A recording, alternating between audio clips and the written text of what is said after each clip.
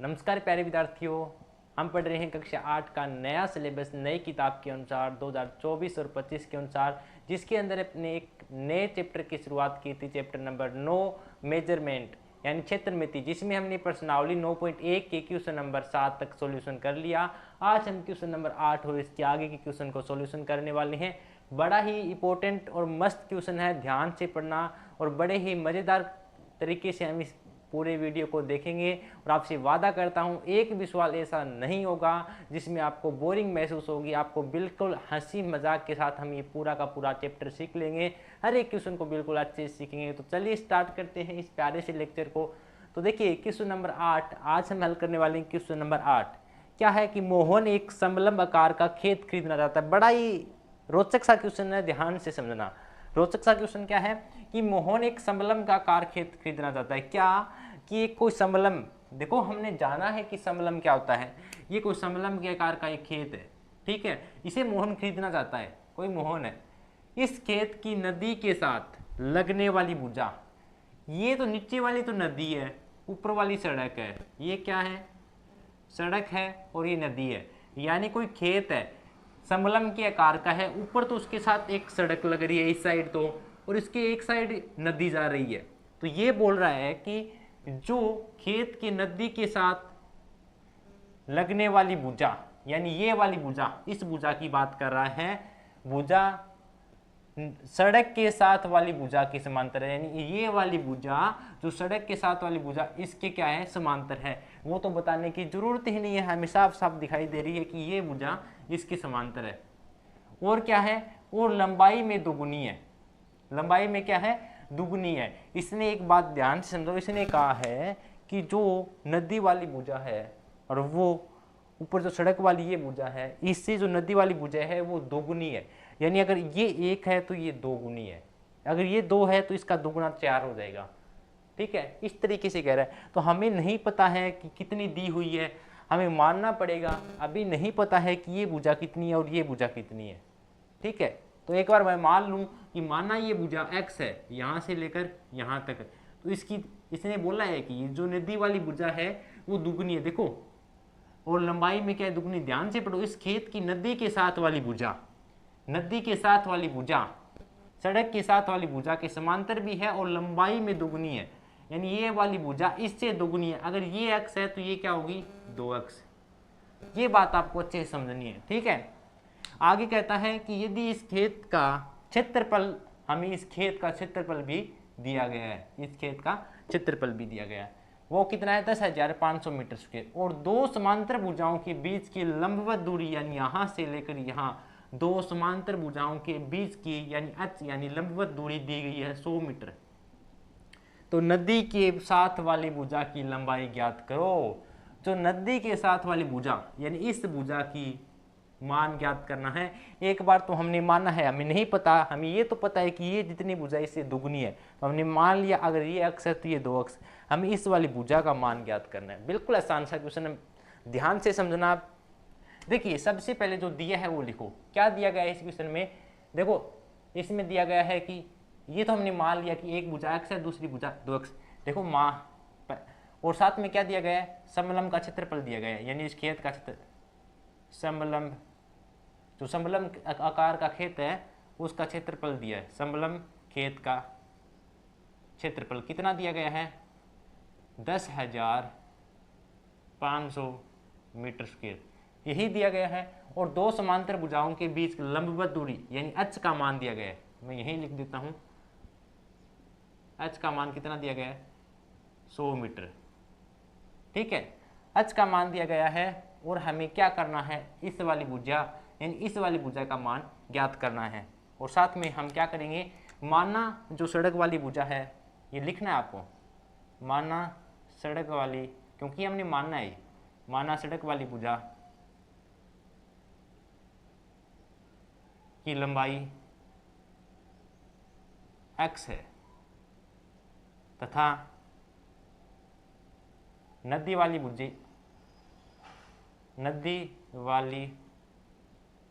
भुजा की लंबाई, अगर ये x है तो इसकी लंबाई कितनी हो जाएगी? 2x। क्यों हो जाएगी? क्योंकि इस क्वेश्चन में दिया गया है कि वो इसकी दुगनी है तो 2x हो जाएगी। ये बात आपको अच्छे से लिखनी है, पहले इनको अच्छे से समझ लो, ठीक है, ये बातें आपको लिखनी है।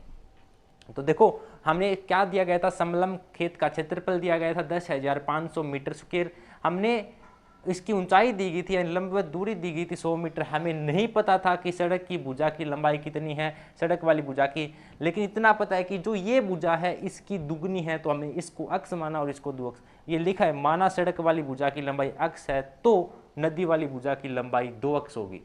अगर यहाँ तक आप समझ गए तो बिल्कुल आसान है। अब एक बात बताइए, हमें ज्ञात क्या करना है, हमें ज्ञात करना है नदी की यानी इस साइड लगने वाली भुजा की लंबाई ज्ञात करनी है, यानी इस 2 अक्स का मान ज्ञात करना है। तो क्या करें, तो हम जानते हैं, देखिए समलम का क्षेत्रफल दिया गया है, हमें इसकी जो भुजा है समांतर भुजाओं का मान हमने माना है, तो हम यहाँ से एक फार्मूला जानते हैं और एक ही फार्मूला जानते हैं, तो उसके आधार पर ही हम इसको सॉल्यूशन करेंगे। मैंने पहली वीडियो में आपको अच्छे से बताया था समलम का क्षेत्रफल क्या होता है, आपको अच्छे से याद होगा कि 1/2 समांतर भुजाओं का योग गुणा हाइट। मैं लिखता हूं, देखिए समलम का क्षेत्रफल मैंने बताया था पहली वीडियो में, आपको याद होगा समांतर भुजा यानी ए और बी इंटू एच, यही फार्मूला था। अब क्या करना, जो मान है वो इस फार्मूले के अंदर रख दो, जो नहीं है वो यहाँ से निकल जाएगा। समलम का क्षेत्रफल हमें दिया गया है कितना है, 10,500, तो इसकी जगह क्या रख दो, 10,500 बराबर 1/2 इंटू ए प्लस बी, समांतर भुजा एक तो एक्स है दूसरी 2 अक्स है, x plus 2 x into H, height का मान कितना है, जो लंबवत दूरी दी है वही हाइट है, कितना दिया गया है 100 मीटर। अब देखिए ये नीचे 2 है, 2 से इसको काट सकते हैं, 50 में 2 का 100 में भाग दिया, कितना आया 50, और x और 2 अक्स कितना होता है, देखो 10,500 बराबर x में 2 अक्स जोड़ेंगे 3 अक्स, देखो 1 अक्स और 2 अक्स कितना होता है 3 अक्स, और इंटू में क्या है 50, इंटू में क्या 50 कैसे आया, यहाँ पे 100 था, 2 नीचे था, गुणा में तो हम डायरेक्ट ऐसे काट सकते हैं, 100 में 2 का भाग दिया 50 आ गया, कितना आ गया 50, ठीक है। अब ये 50 गुणा में है, इसको इधर भेज देंगे, क्यों भेजा, क्योंकि हमें तो यहाँ से अक्स का मान चाहिए, और ये 3 भी गुणा में है तो इसको भी इधर भेज देंगे, क्योंकि हमें सिर्फ एक बात यहाँ से याद रखनी है, हमें एक ही चीज़ का मान चाहिए, वो है हमारे लिए एक्स। हमें कैसे करके एक्स का मान निकालना है, तो मेरे साथ यहाँ पे गुणा में 50 था और 3 था, मैंने यहाँ इधर भेजा तो भाग में चला गया, क्या हुआ भाग में चला गया। तो इसको हल करो, 1 0 से 1 0, 5 का भाग दो, 5 दूनी 10, 5 एकम 5 0, 3 7 21 और 0, कितना आ गया। आप वैसे भाग दे देना, अगर नहीं आता है तो 10,500 में 50 का भाग देना और फिर 3 का भाग देना, 70 आएगा, ठीक है। अगर ऐसे डायरेक्ट नहीं आता ना तो आप वैसे सीख लेना, ठीक है, वैसे करके हल कर लेना। x का मान कितना आ गया 70 मीटर आ गया, यहाँ से हमारे पास x का मान 70 मीटर निकल के आ गया। हमें तो ये x किसका मान है, इस वाली भुजा का मान आया है, इस वाली भुजा का मान आया 70 मीटर, लेकिन हमें चाहिए क्या, जो नदी के साथ लगने वाली भुजा की लंबाई पूछी है, इसने नदी के साथ लगने वाली भुजा की लंबाई बता दो भाई साहब हमें, तो हमें इस 2 अक्स का मान चाहिए, तो 2 अक्स का मान हमें 2 इंटू एक्स का मान क्या है 70, 70 को 2 से गुणा किया 140 मीटर, और इसका मान कितना आ जाएगा 140 मीटर, और यही हमें ज्ञात करना था। तो ये था प्यारा सा क्वेश्चन, अच्छे से आप इसका स्क्रीनशॉट लेना चाहिए तो स्क्रीनशॉट ले सकते हैं, बिल्कुल आसान सा क्वेश्चन था, ठीक है। इसमें हमें यही ज्ञात करना था, ठीक है। हमें जो मानना था वो हमने माना, लास्ट में हमारे पास x का मान आया, हमने 2 अक्स का मान चाहिए था, यहाँ से 140 मीटर आ गया, ठीक है। बिल्कुल आसान सा क्वेश्चन था, आई होप कि आपको अच्छे से समझ में आ गया होगा। क्वेश्चन नंबर 8 चलिए चलते हैं क्वेश्चन नंबर 9 पर, उसको बिल्कुल आसान तरीके से समझने का पूरा प्रयास करते हैं।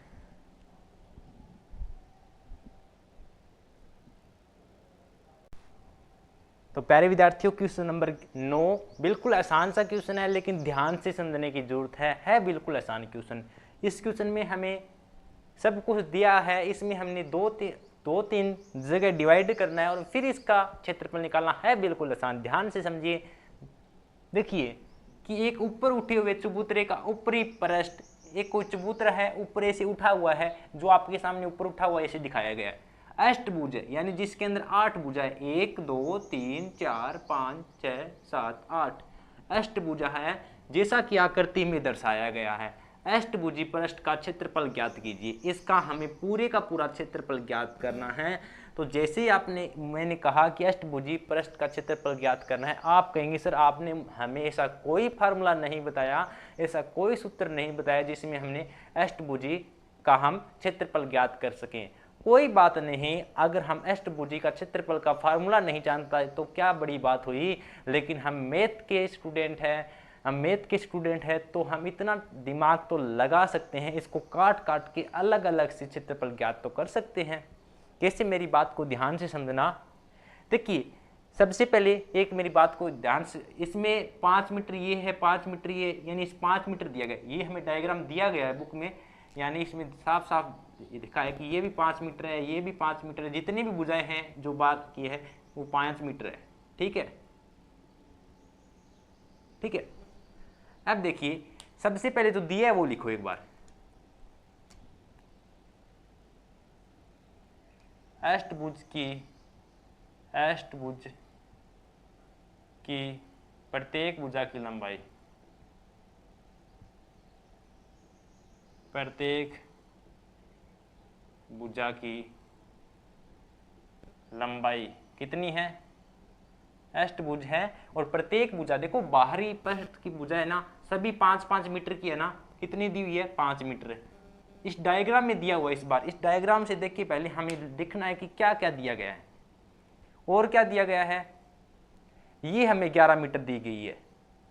एक बात बताइए, अगर मैं इस डायग्राम को यहां से इस प्रकार काट दूं तो देखिए यहां पे 3 समूह बन गए, नंबर 1, नंबर 2 और नंबर 3।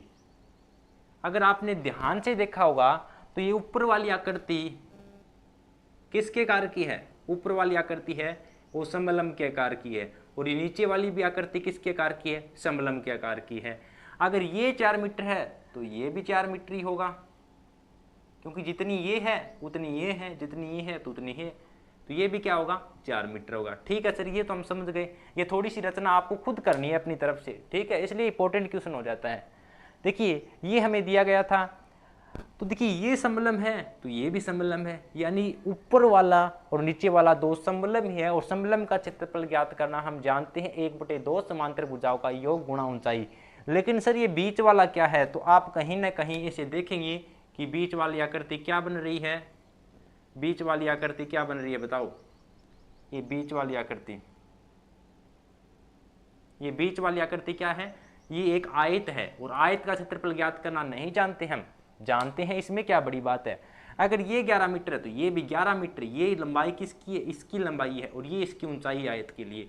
ये इसकी 4 मीटर क्या है? ये h का मान दिया गया, 2 समांतर भुजाओं के बीच की दूरी ऊंचाई है, वो मान दिया गया हमें। ठीक है, अब हम क्या करेंगे, इस समलंब क्षेत्र, देखो जितना ये समलंब है, समलंब आकृति है, उतनी ये है, यानी जितना इसका क्षेत्रफल आएगा उतना ही उसका आएगा। तो हम 1 का निकाल लेंगे, उसका दुगना कर देंगे, फिर हमें नंबर 1 और नंबर 3 का तो क्षेत्रफल निकल जाएगा। फिर हम एक आयत का अलग से निकाल लेंगे, बस इतना काम करना है। देखिए मेरी बात को ध्यान से समझना, हम जैसे जैसे करेंगे आपको अच्छी समझ में आ जाएगा। ठीक है, और क्या दिया गया? इसमें 5 मीटर है, और इसमें जो अष्टभुज है इसको हमने 3 भागों में विभाजित किया है। लिख देना, अष्टभुज को 3 भागों में विभाजित किया है। ठीक है, और आप पूरा लिखना है, ऐसे मैं बता देता हूं, आप लिख लेना बोर्ड पे, जगह कम है, कि 3 भागों में विभाजित किया है, जिसमें 2 तो समलंब आकार की हैं और 1 आयत के आकार का है। तो हम अलग अलग इनका क्षेत्रफल ज्ञात करेंगे। सबसे पहले इसका क्षेत्रफल ज्ञात करते हैं, इस वाली भुजा का, इस वाले आकृति का। तो ये क्या है, समलंब है। इसमें समांतर भुजाओं की क्या बताओ, ये 5 मीटर है, अगर ये 11 मीटर तो ये भी 11 मीटर होगी, ठीक है। तो देखो लिखना समलंब का क्षेत्रफल, समलंब एक का क्षेत्रफल, समलंब का क्षेत्रफल क्या होता है, 1/2 इंटू ए प्लस बी, यानी समांतर भुजाओं का योग इंटू एच।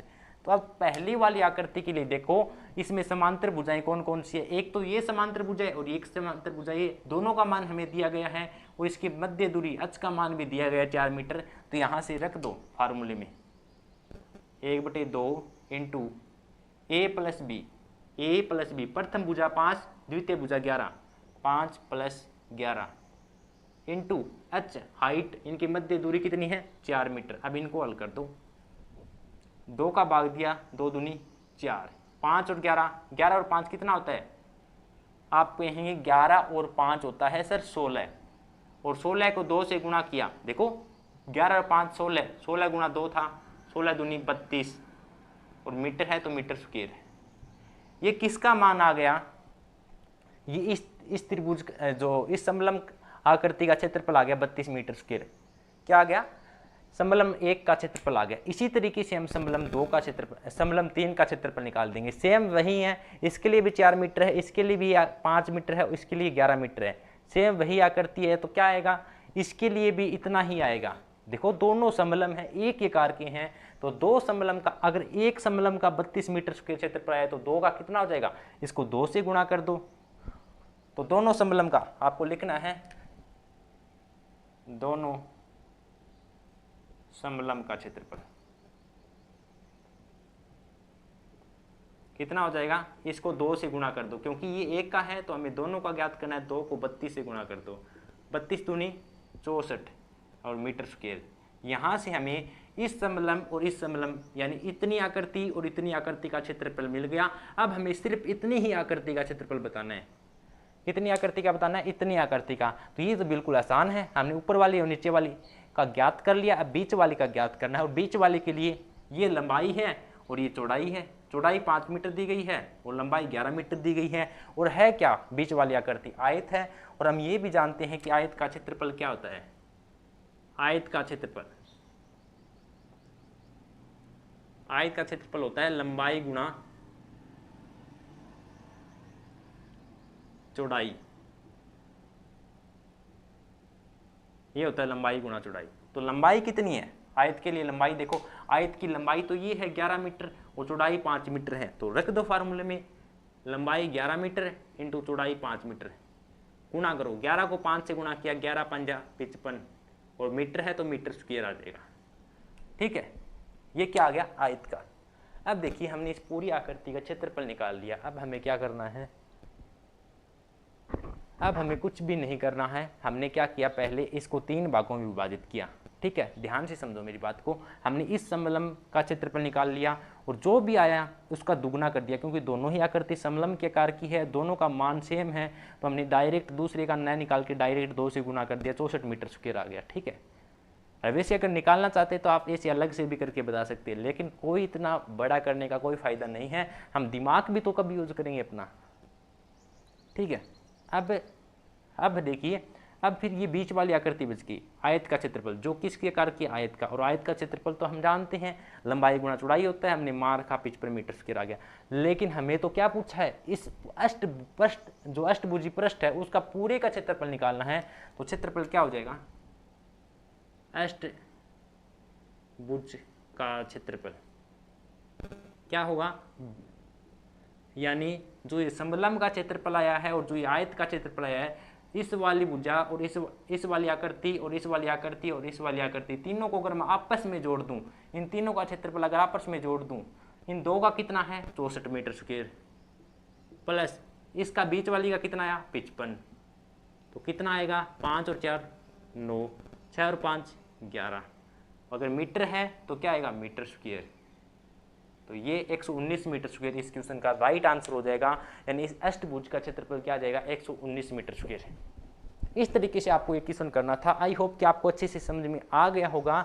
इसमें आपको डायग्राम में सब कुछ दिया गया था, इसमें आपको सिर्फ अष्टभुजी पृष्ठ का क्षेत्रफल ज्ञात करना था। हमने इसमें 3 भागों को विभाजित किया, नंबर फर्स्ट समलम, नंबर तृतीय समलम, बीच वाली आयत बच गया। इसको अलग अलग हमने क्षेत्रफल ज्ञात किया और इस तरीके से हमने ज्ञात कर लिया। है बिल्कुल आसान, मैंने आपको समझाने में जरूर 2-3 मिनट फालतू जरूर लिए हैं, लेकिन मुझे पता है ये अलग क्वेश्चन है। अगर आपने यहाँ अच्छे समझ लिया, आगे ऐसे क्वेश्चन बहुत आने वाले हैं। तो अगर हमने यहाँ ही अच्छी मेहनत कर लिया, आगे कुछ नहीं होने, आगे हमें बिल्कुल आसान लगने वाला है। तो देखिए कैसी लगी वीडियो, अगर अच्छी लगी हो तो प्लीज़ लाइक और कमेंट करके ज़रूर बताना। अगर आपको मैथ समझ में आया हो तो प्लीज़ अपना प्यारा सा कमेंट जरूर करना। और आप इसी तरीके से कक्षा 8, 9, 10 या फिर अन्य किसी भी कक्षा का मैथ सीखना चाहते हैं तो आज ही हमारे यूट्यूब चैनल मैथ की आवाज़ को सब्सक्राइब कीजिए और आज ही हमारे साथ जुड़े। और आपसे वादा करता हूँ अगर आप हमारे साथ लगातार जुड़े रहें तो आपका जो % है वो 100 में से 100 आने पर कोई नहीं रोक सकता। ठीक है, मैथ में 100 में से 100 नंबर आने में कोई नहीं रोक सकता, ये मेरा आपसे दावा है। तो चलिए मिलते हैं कल के क्वेश्चन नंबर 10 और 11 के साथ, और कल हम इस प्रश्नावली को समाप्त करेंगे, इसका कंप्लीट सॉल्यूशन करेंगे। तब तक के लिए जय हिंद, जय भारत।